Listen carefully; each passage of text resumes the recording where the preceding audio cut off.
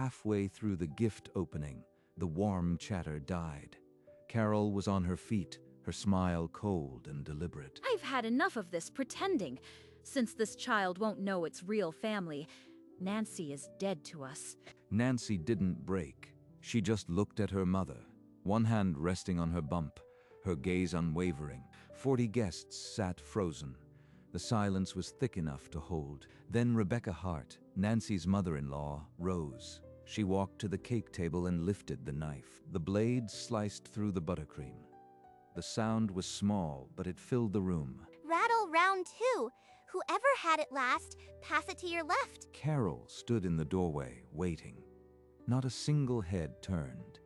90 seconds crawled past. Then she was gone. The door clicking shut behind her, and the room breathed again. Tom pulled Nancy close, and finally, the tears came. Quiet, grateful, exhausted. The wound Carol tore open that afternoon had been festering for years. If you marry that boy, you are no daughter of mine. I love Tom, and I am going to marry him. You can't stop me. Carol made good on the threat. For 2 years, Nancy was dead to her. When Nancy got pregnant, Carol reappeared, offering a fragile truce to play grandmother, as if nothing had happened. But Carol wasn't there to heal. She was waiting for a room full of people to witness her reclaim control. She and Tom had sat in the sun, talking about baby names, thinking the worst was past. But Carol had been studying the scene, biding her time. She never forgave me for choosing Tom.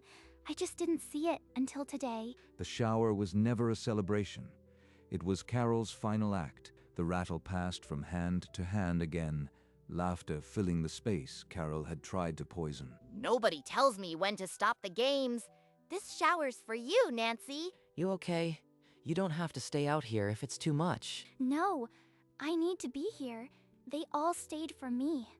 I can't just leave. You did nothing wrong, sweetheart. She made her choice. We made ours. This is what family feels like. Not blood, but choice. One by one, guests approached. Not with pity, but with quiet determination. We've got your back, girl. Your mom lost the best thing she had.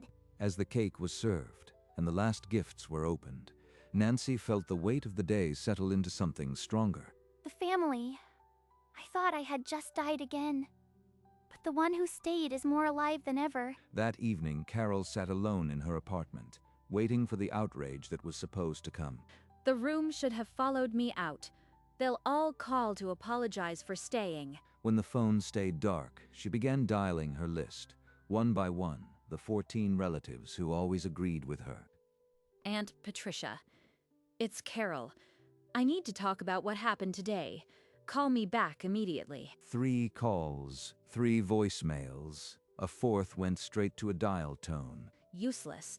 Not one of them has the spine to admit I was right. She tried another number, then another, rage tightening her grip on the receiver. Uncle Ray, did you hear? I haven't heard from anyone. Pick up. By 8 o'clock, she had dialed half the list and heard nothing back but automated greetings. They'll come around. They always do. Finally, Linda answered on the 5th ring. Carol launched in before her sister could speak. Linda, finally. You won't believe what Nancy did today. She humiliated me in front of everyone. I saw the post, Carol.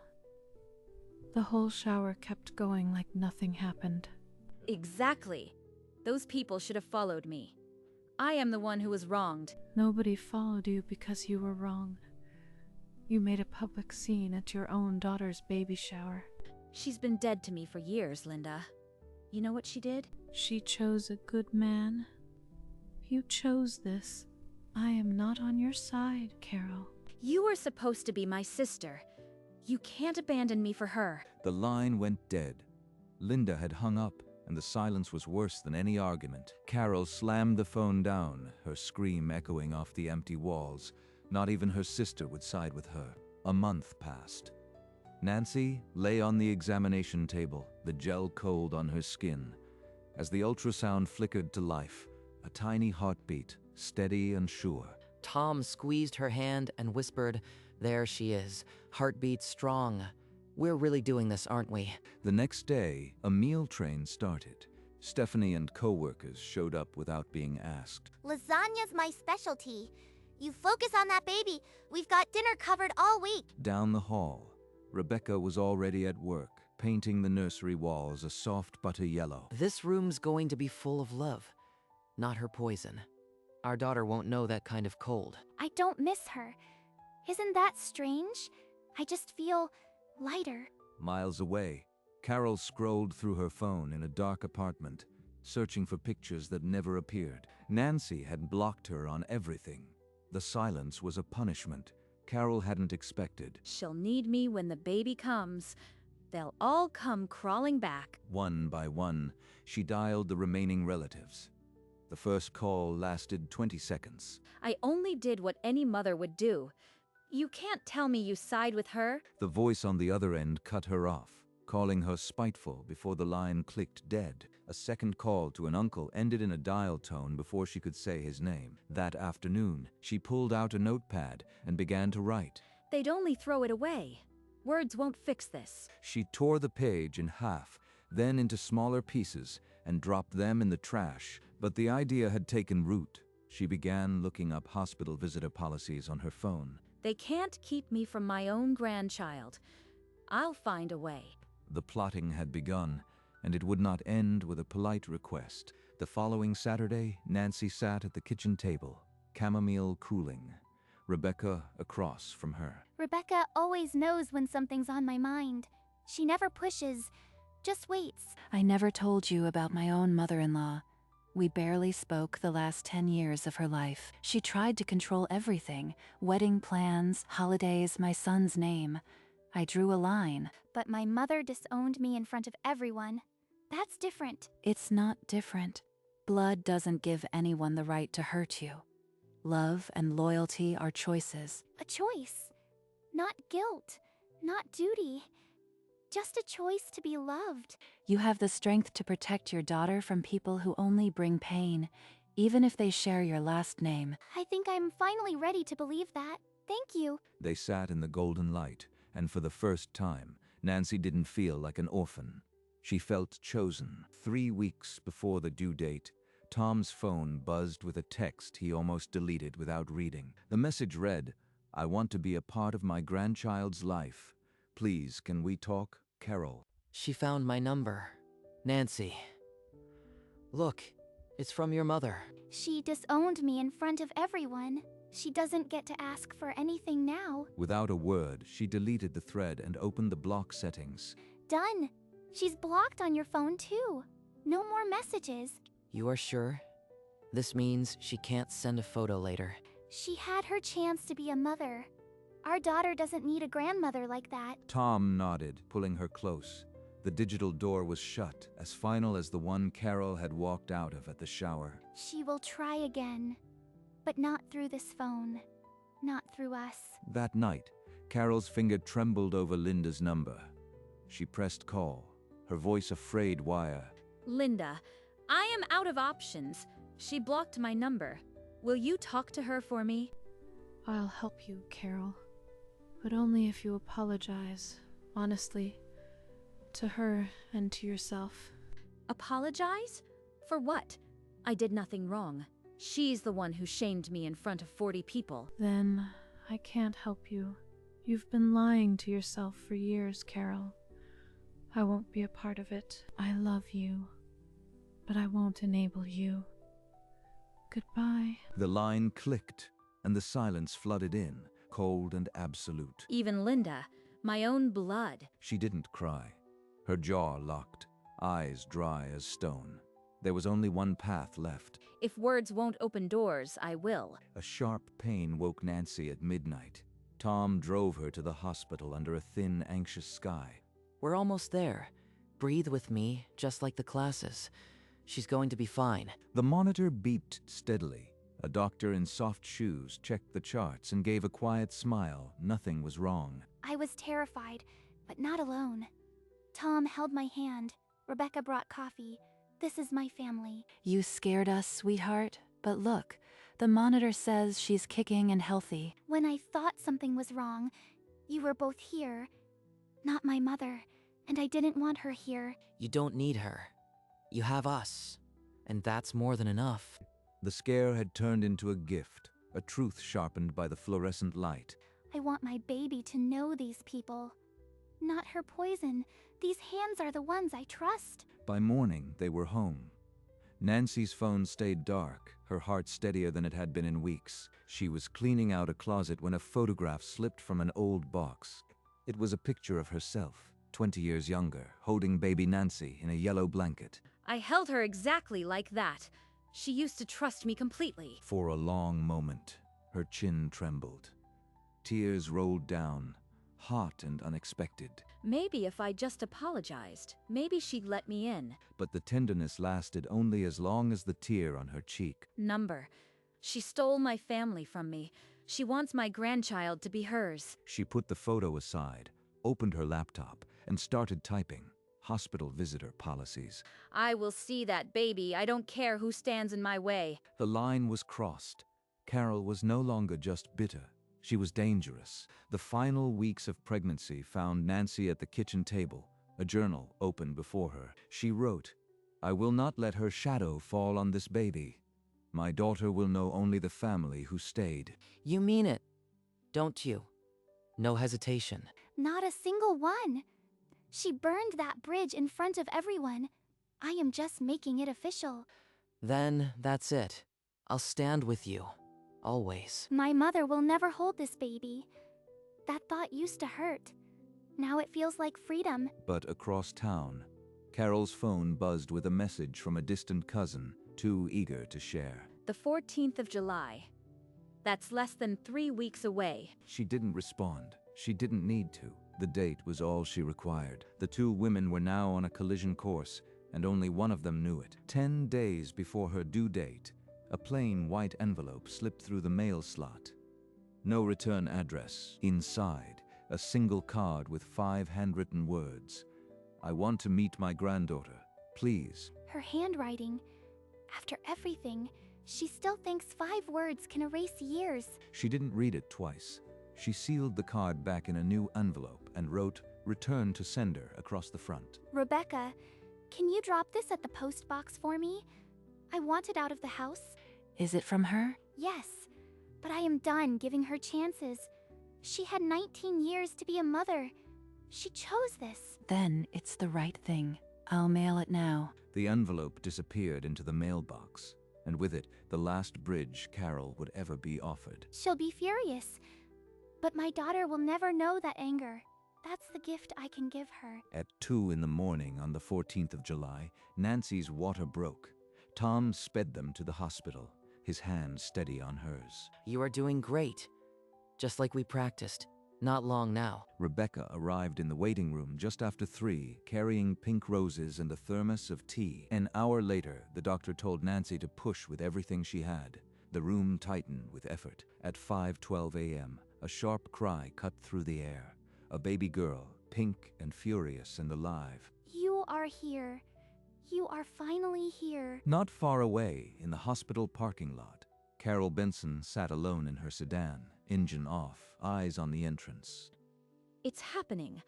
I'll see that baby today. She checked the visitor policy on her phone one last time, then gripped the wheel until her knuckles paled. Inside, a family was born. Outside, a reckoning gathered. At 7 a.m., Carol strode through the hospital entrance, jaw set, her purse clutched like a weapon. I am here to see Nancy Hart's baby. I am the grandmother. The receptionist typed a few keys and looked up with a carefully neutral face. "I am sorry, ma'am. You are not on the approved visitor list. I can't let you through." That's impossible. I am her mother. You can't keep me from my own grandchild. A security guard appeared. Officer Davis, burly and calm, stepped between Carol and the desk. "Ma'am, the patient has a restricted list. You are not on it. I need you to leave the building now." Carol's face twisted, but the guard's hand rested on his belt. Unyielding, she turned and stormed out, the automatic doors hissing shut behind her.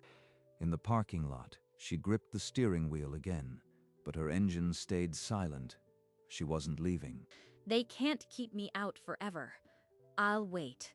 I'll find a way. In the quiet of the maternity ward, Nancy lifted her phone, the baby dozing against her chest. She framed Rebecca beside the bassinet, the two of them lit by the window, and typed a caption. On the screen, the words glowed. The family that stayed. She hit post. Within minutes, hearts and smiling faces filled the comments. In the parking lot, Carol's phone buzzed against the dashboard. She snatched it up, eyes scanning. The family that stayed. That woman holding my grandchild like she owns her. Her thumb jabbed the screen. One screenshot, then another, saving the image that should have been hers. This is proof. It connects me to that baby. They'll have to let me in now. She didn't notice the loving comments beneath the post, all celebrating the exact family she had tried to destroy. I'll use their own picture to claim what's mine. 10 minutes later, Carol burst through the automatic doors again, her phone held high like a holy relic. This photo proves I am the grandmother. You can't keep me out now. Officer Davis stepped forward, his expression unmoved. He gestured for the phone. A picture doesn't override the restricted list, ma'am. He tapped the tablet once, then looked up, his voice flat as concrete. Carol Benson, specifically not allowed. Even if you were the grandmother, you are on the block list. That's outrageous. I am going in, whether you like it or not. Davis didn't blink. He pressed his radio and spoke 3 words. Need assistance, lobby. 2 more guards materialized, and Carol was wheeled toward the exit, her shouts bouncing off the sterile walls. The glass doors hissed shut. Carol Benson stood outside, utterly severed from the family she had tried to erase. The cold wind bit as Carol stood outside, but her phone burned hotter.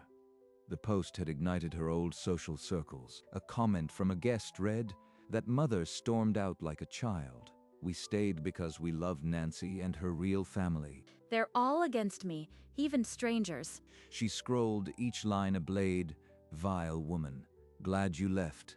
The family that stayed is beyond brilliant." Her thumb pressed delete with a shaking finality, erasing her digital existence. Through the glass, she saw them. 3 generations bound by choice, not blood, laughing softly. They're celebrating my humiliation. They've stolen everything, even my name. Inside, Nancy held the same screen, tears streaming, but hers were of relief. Tom, look at these. Everyone knows the truth now. I am not the crazy one. The public verdict was final. Carol Benson had become the villain, and the family that stayed had won. A week later, Carol walked into the post office with a small box wrapped in baby blanket paper. She'll open a gift. She'll see I am still here. I am still her mother. The box arrived at the Hart home early on a Saturday. Tom picked it up from the porch before Nancy saw it. Not a chance, not after everything. He sealed it back with fresh tape and marked it "Return to Sender" in heavy black letters. 3 days later, Carol found the box on her doorstep, unopened, her own handwriting glaring back. Numb. No, I won't accept this. She can't do this to me. She fell to her knees, the box clutched to her chest, a scream raw and primal filling the empty room. No one called, no one came.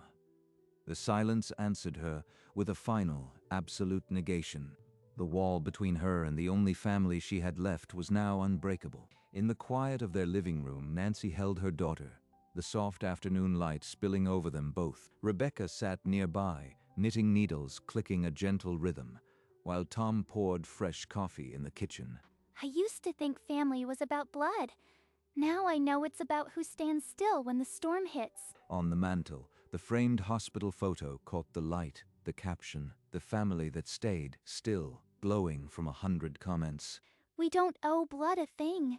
This is all that matters. Tom set the coffee on the table and kissed her forehead, a quiet ritual of the new days. No storm waited outside, no knock she feared, just the people who had always stayed. The baby stirred, and Nancy smiled with a peace that had no edges. In that room, the word family had been redefined by the ones who never left. The caption that had started as a defiance had become a simple truth. The months that followed were unremarkable in the best way, filled with first smiles and soft routines. Rebecca's knitting needles became the sound of safety, Tom's voice the night's last story. Nancy and Rebecca planted marigolds together, dirt under their nails, laughter in the sun. They never spoke of Carol. Her name had become a weight no one needed to carry. The hospital portrait stayed on the mantel, its truth now ordinary. The family that stayed, watching the baby sleep in Rebecca's arms, Nancy understood. Family isn't a right, it's a choice. Every day, the three of them made that choice anew, not out of duty, but out of love. Tom with his hand on Nancy's shoulder. Rebecca cradling the baby. A family portrait, not of blood, but of staying. In that room, the only ghosts were the ones they had banished together. The sun dipped low, and the family that stayed remained, bathed in gold, and that was enough.